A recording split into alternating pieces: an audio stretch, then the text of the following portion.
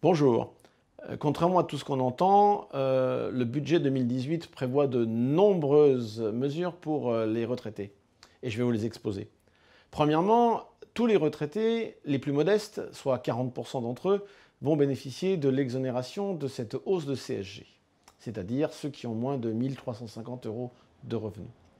Deuxièmement, un très grand nombre d'entre eux, comme près de 80% des Français, va bénéficier de l'exonération de la taxe d'habitation. Les retraités seuls, qui ont moins de 2 500 euros de revenus, seront exonérés. Les retraités en couple, pour un couple au-dessous de 4 000 euros de revenus, sera également exonéré.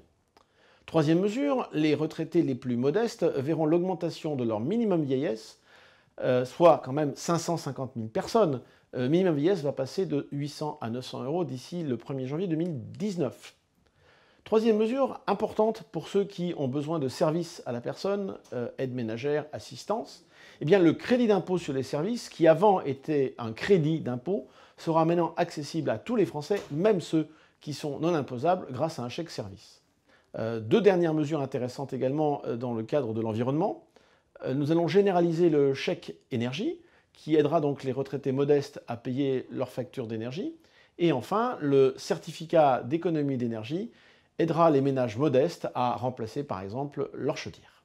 Vous voyez, toutes ces mesures sont bien en faveur des retraités et c'est bien l'objectif du plan pour 2018.